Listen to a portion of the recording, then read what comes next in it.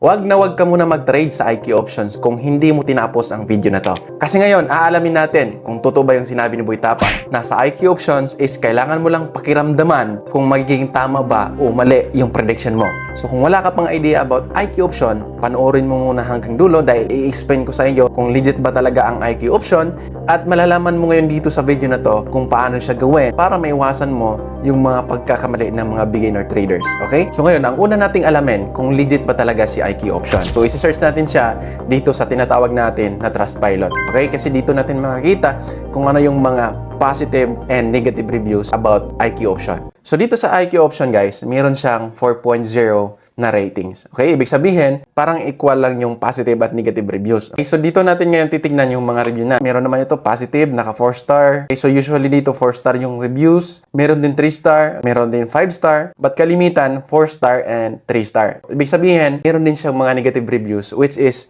normal lang po yun sa isang broker talaga. Para maiwasan mong mapunta sa mga scam na website, click mo lang yung link sa description para mapunta ka talaga sa legit na website ni IQ Option. Okay? First na talaga na gagawin mo is kailangan mo lang mag-sign up. So bago ka mag-trade sa IQ Option is kailangan mo maintindihan kung paano siya gagawin. So ang IQ Option is binary trading. Ibig sabihin, it is yes or no prediction. Okay? But ang tanong is tama ba yung sinabi ni Boy Tapang na kailangan mo lang pakiramdaman?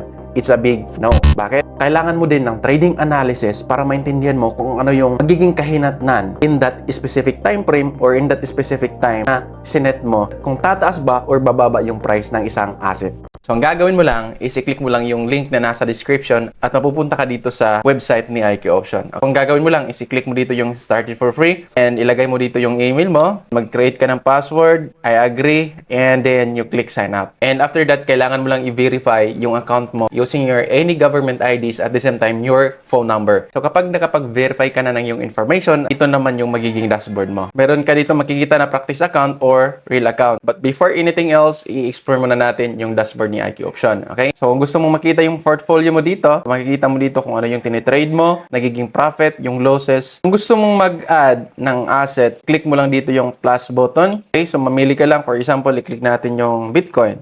Okay? So, i-click mo lang at mag-a-add on na yan. We are using graph in our trading chart. Okay? So, kung gusto mo siyang palitan, click mo lang dito yung chart type. Para mas madali siyang intindihin, i-click mo dito yung candle at ito na yung magiging resulta. Para mas makikita mo talaga dito kung ano talaga yung high and low. And then, kung gusto mo namang i-change yung candle duration, sa akin naka 5 seconds. Kung gusto mo siyang i-change, i-click mo lang dito yung candle time period. So, mamimili ka dito kung ilang segundo ba or ilang minuto ba yung tagal ng pag-close ng isang candle. Kung gusto mo din mag-add ng mga tools like a trend line, for example, this one, okay? I-click mo lang dito yung graphical tools. Okay? So, mamimili ka lang dito yung horizontal line, andito yung Fibonacci lines, okay? And kung gusto mo siyang alisin, i-click mo lang dito yung delete. And kung gusto mo naman mag-additional ng indicators, mamili ka lang dito ng mga different indicators. For example, I'm using moving averages. Click mo lang dito at namili ka dito kung SMA ba or dito lang ba sa moving average. And then, kung gusto mo din palitan yung time frame, i-click mo lang dito sa gilid. Ikaw na yung mamimili kung ano yung gustong time frame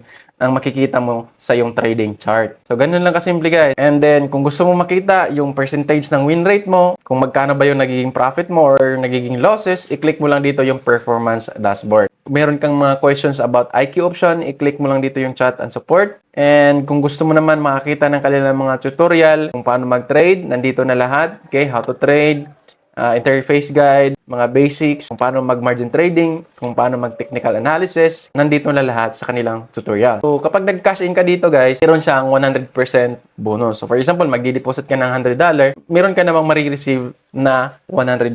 Yun, magagamit mo sa trading. And meron naman sila ditong mga trading signals, yung mga market analysis nila para makakaroon ka ng idea kung ano ba yung nangyayari. For example, sa mga asset na to, sa gold, crypto, nandito din naman yung mga news na possible makaka-apekto sa price movement ng isang asset. So, pinaka-importante talaga dito is kung paano siya gagawin or magti-trade. Kasi ito yung mas pinaka-importante na hindi mo lang to basta-basta pakikiramdaman. Kailangan din siya ng trading analysis. para mas maintindihan mo kung ano ba talaga yung real movement ng isang asset. For example, ipe-predict mo kung anong mangyayari next. Kung gusto mo mag-higher or mag-lower. Click natin yung higher. So, ito yung time duration ng yung prediction. Nag-predict tayo ng higher. So, hihintayin mo lang matapos yung time. Pag nagiging higher yung price ng isang asset, so magiging tama yung prediction natin. Okay? So, kailangan pa din yan ng technical analysis. Kasi for example, dito, naka-downtrend yan eh. Diba? Sa makikita mo naman, yung moving averages natin is naka-downtrend. So, hindi ka basta-basta dito mag-higher.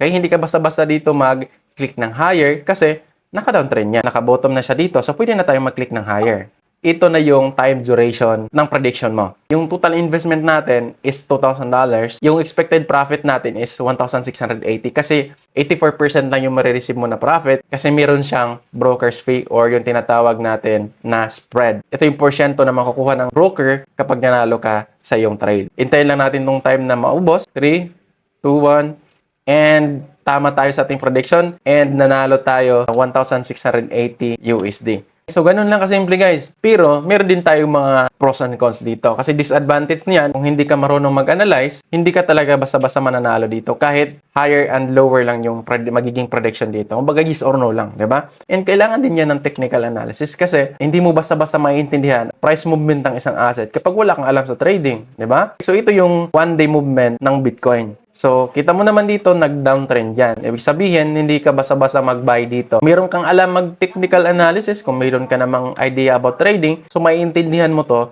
kung bakit siya nag-downtrend. So, it takes time to master trading analysis, guys, because trading is not just a game. You need to become smart in order for you to understand the market movement. Isa din yan sa kailangan i-master mo na hindi ka lang basta-basta makikiramdam kasi matatalo at matatalo ka talaga. Kung gusto mo ng mas klaro, i-click mo lang dito yung 5-minute na time frame. Kasi mas klaro dito eh, di ba? For example, dito, meron na siyang mga zone. Yung moving averages natin is parang nagiging neutral na siya. So, pwede ka dito mag-buy. Kasi, andito na siya sa bottom. And the price will always go back in this level. Kasi nga, nag-dip na siya.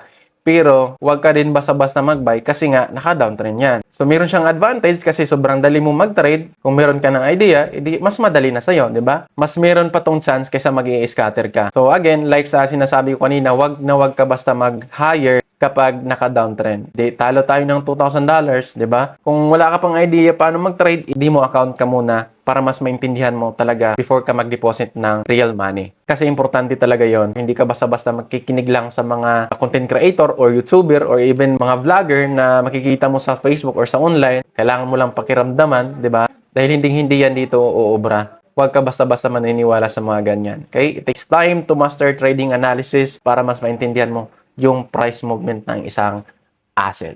Okay, so ganun lang kasimple. So kung ready ka na, gusto mong mag-deposit at meron ka nang alam sa trading, click mo lang dito yung deposit at mamili ka lang kung ano yung gagamitin mo pag-deposit. So for example, GCash, madali lang, Maya. Okay, meron siyang Tether USD, meron na siyang USD Tether. Kung meron kang mga wallet like sa BitGet o KX, meron din siya Bitcoin, Ethereum, marami kang options. Pwede din QRPH or even any card. Yung PayPal, yung mga international na payment or bank transfer. Kung gusto mo naman magkaroon ng additional trading chart, okay, aside from Bitcoin, gusto mo makita ng sabay yung chart ng Bitcoin and silver, so i-click mo lang dito yung 2 charts. Okay, so makikita mo naman dito, andito na yung dalawang chart. Ganun lang kasimple. And kung gusto mo siyang i-add sa favorite, i-click mo lang dito yung star, add to watch list, para mas madali mo siyang hanapin. Gusto mo mag-trade. Again, kung gusto mo siya i-change into candlestick, click mo lang dito sa gilid, say candles, and para mas madali mo na siyang intindihan. And for example, gusto ka na mag-trade, and since naka-uptrend yan or naka-bullish trend, mag-higher tayo. At ito yung specific time kung kailan matatapos yung prediction mo.